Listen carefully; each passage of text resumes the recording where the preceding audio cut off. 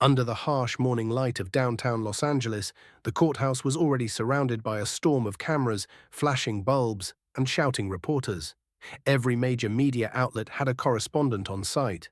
Social media was ablaze with speculation. Something big was about to happen, and everyone knew it. The whispers weren't just about 50 Cent this time, they were about Dwayne Johnson. But not as an actor, not as a former wrestler. Today, he walked into that courthouse as a man with evidence, cold, hard, decade-old evidence. A black SUV pulled up. The door opened slowly. Out stepped 50 Cent, Curtis Jackson, dressed in a deep gray custom suit, sunglasses hiding whatever emotion was left in his eyes. He smirked confidently at the cameras, raised a hand like royalty, and strode through the doors as if he owned the building. Seconds later, a matte black vehicle followed. But this time, no music played, no entourage exited. Just one man, Dwayne Johnson. He wore a navy blue suit, simple, military sharp. He didn't smile, he didn't wave, he just walked with focus. Every step sounded deliberate, like it carried the weight of years. Cameras captured it, but he ignored them. Inside the courtroom, tension hung like thick fog. The judge had barely sat when murmurs filled the gallery. Dwayne Johnson stood tall beside his legal team. 50 Cent leaned back in his seat, visibly relaxed, a bottle of water in one hand, fingers tapping the wooden bench. The case wasn't criminal yet, but it had the power to destroy reputations, careers, and public trust. For a decade, rumors swirled about secret recordings involving major players in the music and entertainment industries. Backroom deals, bribes, coercion, silence bought and sold like cheap merchandise. It had always been speculation, until now. The judge banged the gavel once. "We are here today to hear evidence submitted by Mr. Dwayne Johnson in regard to alleged misconduct spanning the last 10 years, involving the defendant, Mr. Curtis Jackson." 50 Cent's lawyer immediately stood up. "Objection, Your Honor. We haven't seen the full scope of these so-called recordings. We argue this is a publicity stunt, nothing more." The judge raised a brow. "Mr. Johnson, do you have the materials?" Dwayne reached into his briefcase. He didn't rush. He pulled out a single USB drive and held it up. "This," he said calmly, "is one of 7. Each contains audio files, unedited, time-stamped, and verified by a third-party forensic lab. The contents involve Mr. Jackson and multiple other individuals discussing activities that, if proven, violate both ethical standards and federal law." A sudden rustling spread through the courtroom. Even 50 Cent shifted. He leaned forward, eyebrows raised, and for the first time that day, his confident facade cracked just slightly. The judge motioned for the first audio file to be played. A speaker clicked. Static. Then voices. At first they were muffled, until a clear sentence emerged. "You keep that tape sealed. If it leaks, I lose everything. I mean everything." The voice was unmistakable. 50 Cent. In the back of the courtroom, gasps were audible. Another voice responded, "Relax, man. The Rock's not stupid enough to come after you." Dwayne didn't react. He just watched, silent, unblinking. The judge leaned in. "Who is the second voice?" Dwayne spoke again. "A man named Derrick Ross, former producer. Found dead in 2021 under suspicious circumstances. That conversation happened in 2015. Whispers broke out. Phones buzzed. The media didn't wait. Tweets began flying mid-session. The judge raised a hand. "Order. This court will remain in session. Mr. Johnson, how many of these tapes involve Mr. Jackson directly?" Dwayne replied, 6 of the 7. "And how did you acquire them?" Dwayne hesitated, not from uncertainty, but from gravity. "Mr. Ross sent them to me in pieces. He didn't trust anyone else. He said if anything happened to him, I'd know what to do." 50 Cent clenched his jaw. The courtroom temperature seemed to drop. For a moment, no one said anything. Then Dwayne continued. "He believed the truth would come out. And so do I." The judge nodded slowly. "We will reconvene after a short recess. Counselors, prepare yourselves." As the room emptied, Dwayne stood still. 50 Cent approached him, his voice low, almost threatening. "You really want to do this? You know what you're starting, right?" Dwayne looked him straight in the eye. "I'm not starting anything," he said. "I'm ending it." Outside, the crowd had grown 3 times in size, and this was only the beginning. The recess was brief, but the atmosphere in the courthouse had shifted completely. When the court reconvened, the public gallery was packed beyond capacity. Security doubled. The judge's tone was sharper now, clipped and focused. He knew what kind of fire had been lit, and all eyes remained fixed on one man: Dwayne Johnson. On the surface, Dwayne looked calm, but beneath that composure was a storm of memory, loyalty, and something more personal: justice. He hadn't come to embarrass Curtis Jackson. He had come because someone had died trying to tell the truth, and someone had to finish what that man started. "Mr. Johnson," the judge said, "you may proceed with the next piece of evidence." Dwayne nodded to his legal team. A second audio clip began to play through the speakers. This time the recording was cleaner. "You don't get it, do you?" 50 Cent's voice snapped. "We control the gatekeepers. Nobody gets famous unless we let 'em. We can bury anyone. Managers, actors, even that Samoan freak if he steps out of line." A silence fell over the room. The term Samoan freak was unmistakably aimed at Dwayne. His lawyer didn't flinch. Dwayne's face didn't move, but 50 Cent looked away. That tape had never been meant for the world to hear. The second voice again: "I still think this could backfire." Then 50 Cent, laughing: "Not if we keep the recordings in the vault and make sure no one leaks it, especially not Derrick. He's loyal, for now." Another wave of gasps. People in the audience exchanged glances. Reporters typed with frantic speed. This was no longer about celebrity beef. This was corruption, collusion, manipulation of entire careers and reputations. And the man exposing it all stood silently, never raising his voice, never needing to. The judge leaned forward. "Mr. Jackson, do you dispute the authenticity of this recording?" His lawyer stood. "Your Honor, we request a delay to have the files independently examined." The judge replied immediately, "Too late. You were offered the opportunity during discovery. You declined." 50 Cent looked as if the oxygen had been sucked from the room. Dwayne turned slowly, making eye contact with the defendant. "You used people, buried them when they wouldn't play your game, but I'm not like the others. I don't need your favor. I don't need your silence. I've built everything I have by standing tall, and now I'm standing for them." In that moment, 50 Cent knew the walls were closing in. But this wasn't just about what he had said. The danger lay in what still hadn't been played. Because the next file contained something even darker. Evidence not just of manipulation, but of blackmail, threats, and potentially federal crimes. The judge allowed a brief break for legal counsel. Outside, news vans lined the courthouse steps. Protesters and fans gathered, some holding signs reading, "Truth wins, and we stand with Dwayne."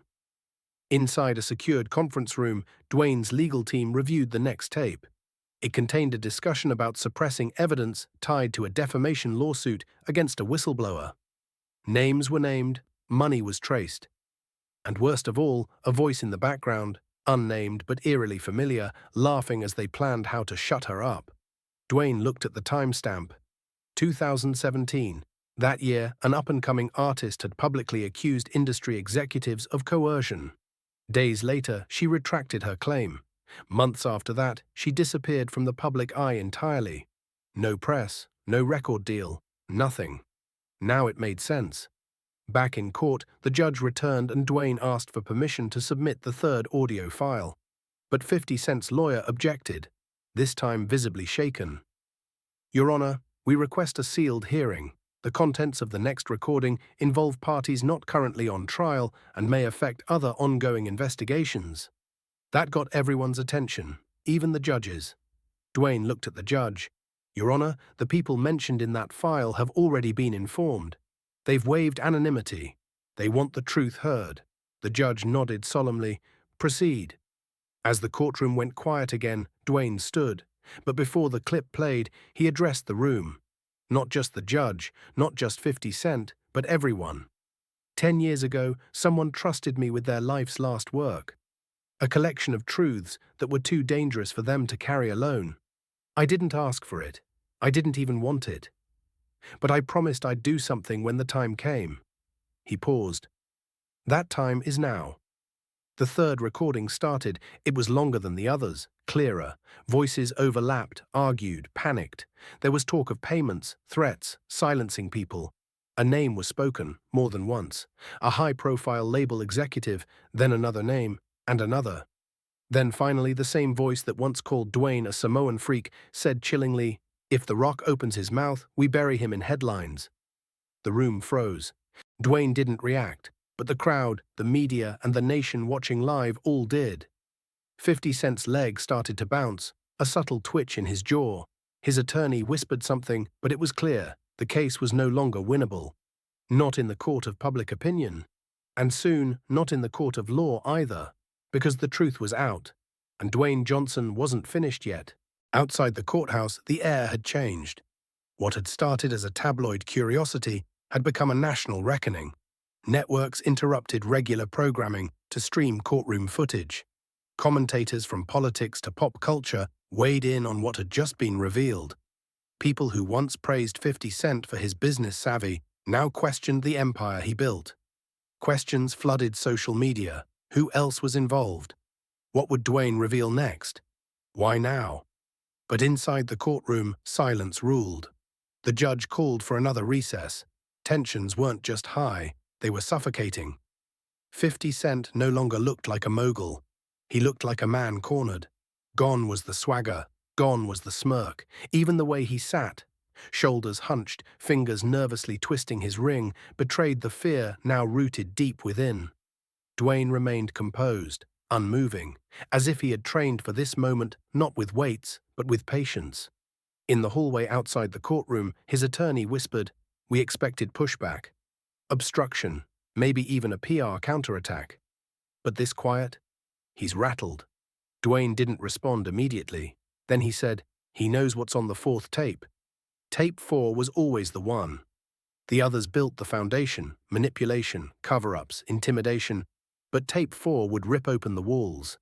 It held not just 50 Cent's voice, but audio of an entire meeting between high-profile figures where strategies were openly discussed for silencing artists, coercing false testimonies, and leveraging media to destroy reputations. Names that had never before been tainted would fall. It would be industry shaking. And the crown jewel of that tape was this: 50 Cent openly admitting to fabricating evidence in a case that had put a young producer in prison. The producer had served 3 years before charges were dropped with no apology. Now, with that recording, justice could finally tilt back in his favor. Back in court, 50 Cent's lawyer made one last attempt. "Your Honor, the defense formally requests a mistrial on grounds of prejudicial evidence, excessive media exposure, and improper handling of digital materials." The judge leaned back. "Denied." Dwayne stood, calm as always. "Permission to play recording 4. The judge nodded. As the tape began, the courtroom lights seemed to dim. Maybe it was imagination, or maybe the weight of what came next. Voices echoed from the speakers. "Okay, let's be clear. He doesn't talk. Not to the press, not to his attorney, not to anyone. You got it." Then 50 Cent again. "He'll keep quiet. He's scared. I made sure of that. And if he gets brave, we leak those edited photos, ruin him before he even opens his mouth." Another voice interjected. "What if someone finds the original files?" Silence. Then, "They won't. I had Derrick delete everything off the master drive. The only copy left is locked in my studio. Nobody gets in there." Dwayne looked down, then back up. "I got in." Gasps. Again. 50 Cent stood abruptly. "This is bullsh." The judge slammed the gavel. "Mr. Jackson, sit down or you'll be removed." He sat, fists clenched, knuckles white. The tape continued.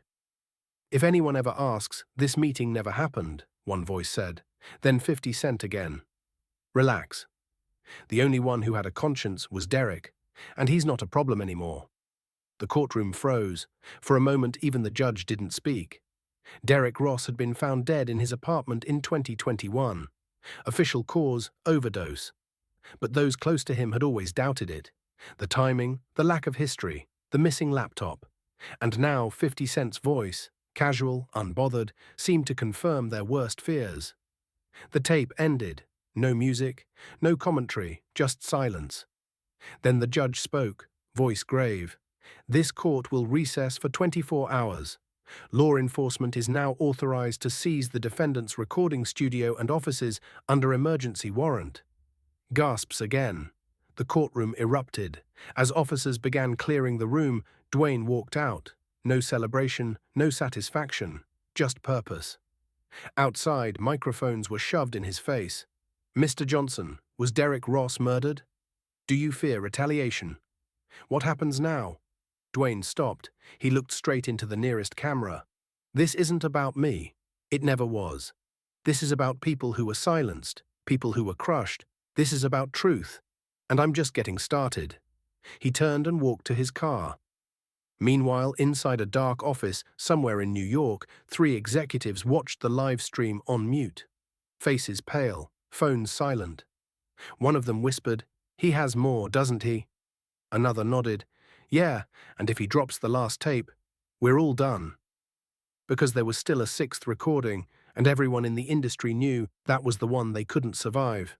The next morning, headlines dominated every platform.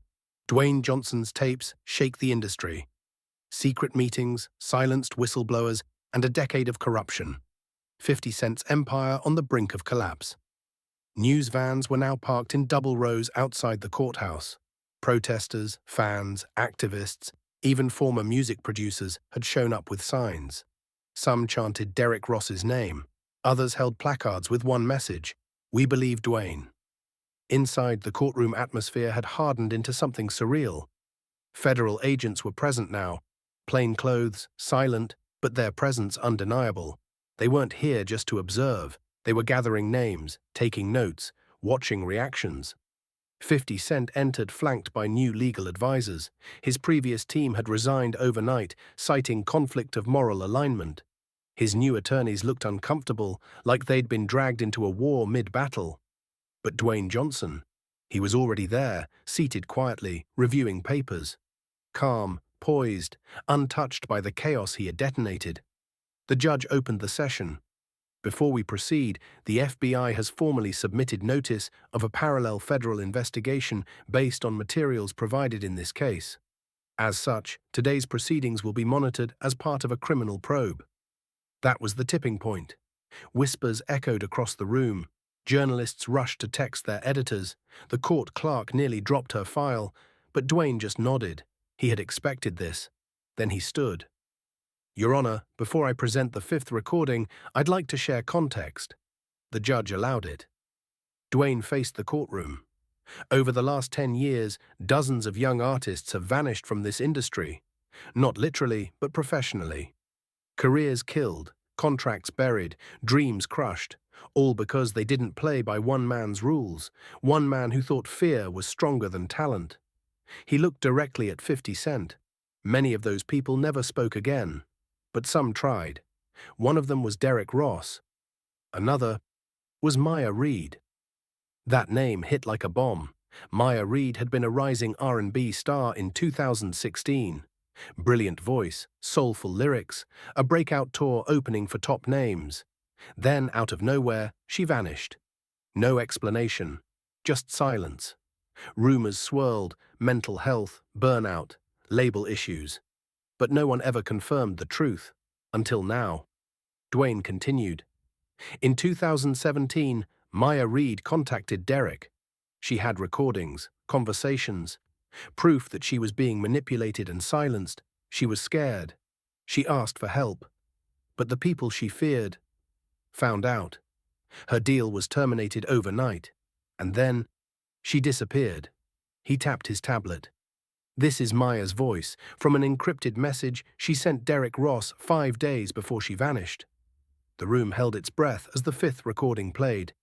"I don't know who to trust anymore. They told me if I opened my mouth, I'd never sing again. I'd never see daylight again. Curtis said the next story the media sees would be about me stealing, or worse. I know what I heard, what they did. But no one's listening." Her voice trembled. "I just want someone to tell the truth. If you're hearing this, it means I don't feel safe. I'm sending the files to someone who's not afraid of him. Someone who can't be bought. Someone like Dwayne." The clip ended.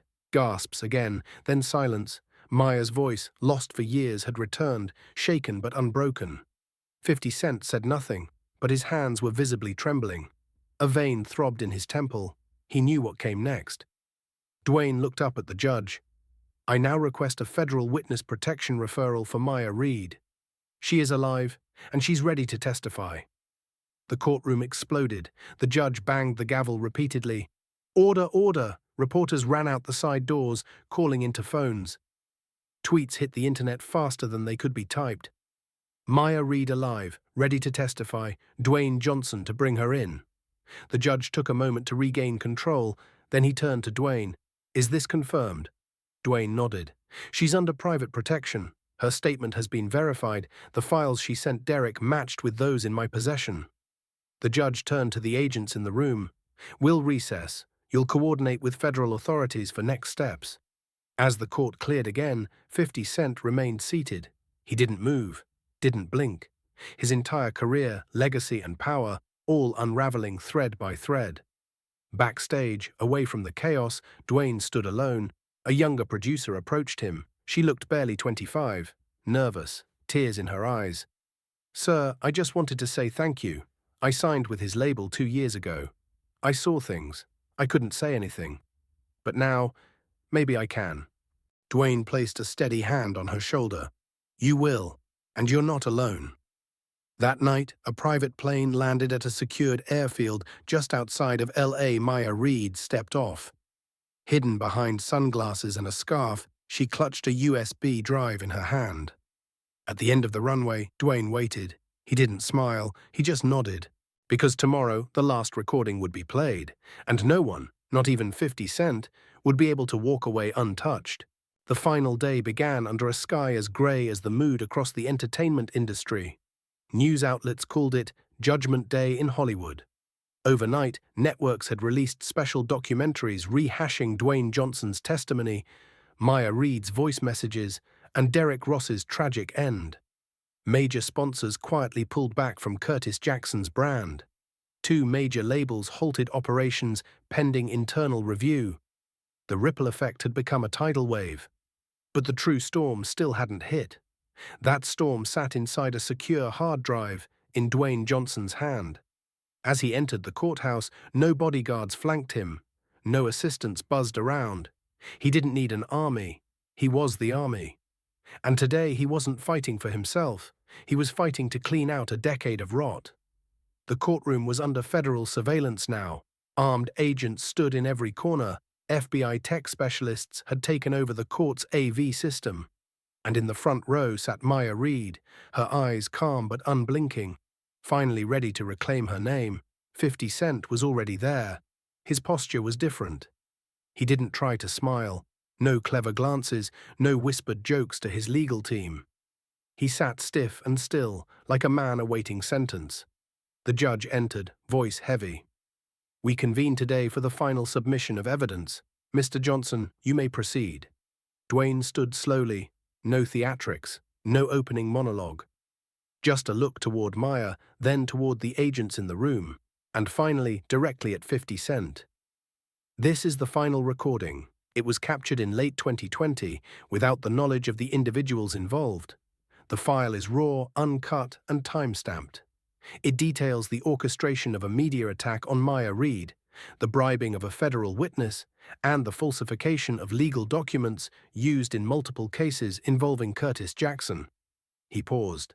"And it names the people who helped him." A hush fell. Dwayne inserted the drive. The recording began. At first, only ambient sounds, a clinking glass, distant music, then a voice, clear, cocky, and unmistakable. "You think I care if they talk? I'll bury Maya the same way I buried Derrick. Get TMZ on the phone, tell him she's got a drug problem, give him that fake rehab photo, and get Simmons to edit that text thread, make her look like she was begging for gigs." Then another voice, deeper, older. "She's clean, Curtis. And people are watching. That rock guy's not backing off." 50 Cent scoffed. "He's got muscles, not brains. He wants war. I'll give him war. Let him leak anything. His image'll burn with mine. No one's clean in this business. We all got dirt. Hell, even The Rock does." The room froze. Then came the most damning part. Another man chiming in. I already wired the money to that federal clerk. The original file's gone. The edited one is in place. We're covered. 50 cent. Perfect. Let her squeal, I dare her. The audio ended. Silence. Pure, suffocating silence. Then chaos. Gasps. Phones dropped. Maya covered her mouth. The judge's face turned ghostly pale. One of the federal agents stepped forward. Your Honor, based on this recording and the submitted timestamp logs, we are officially launching a federal investigation into perjury, witness tampering, and obstruction of justice. Arrest warrants will be issued immediately. 50 Cent's lawyer stood, shaking. We request a deal. But it was too late. Two agents approached the defendant's table. Curtis Jackson, you are under arrest. He didn't resist. No anger, no protest. Just a broken man, finally realizing the empire he built had been propped up with fear, lies, and the silence of better people. As he was led out of the courtroom in cuffs, the crowd stood. Not to jeer, not to cheer, but in quiet acknowledgement of the moment. Dwayne didn't celebrate. He simply turned to Maya, nodded once, then faced the judge. There are more names, more recordings. I've handed them over, but my part is done. The judge, still stunned, spoke with quiet authority. Mr. Johnson, this court owes you a debt. No, Dwayne replied, it owes the truth. That's all. 1 week later, Maya Reed sat under studio lights, wearing headphones, a microphone before her. Her voice, clear, confident, and free, rang out across millions of homes as she performed her first song in years. The title, Unbreakable. Across town, in a modest office, Dwayne Johnson sat with a journalist for an exclusive interview. Why'd you do it? The reporter asked. Dwayne leaned back. Because silence isn't strength, and the world had enough of the wrong people talking. He looked out the window, sunlight casting long shadows across the floor. And because Derrick trusted me. The screen faded to black, and in bold letters, one final message. For those who were silenced, for those who fought back, and for those who never gave up. Dwayne Johnson.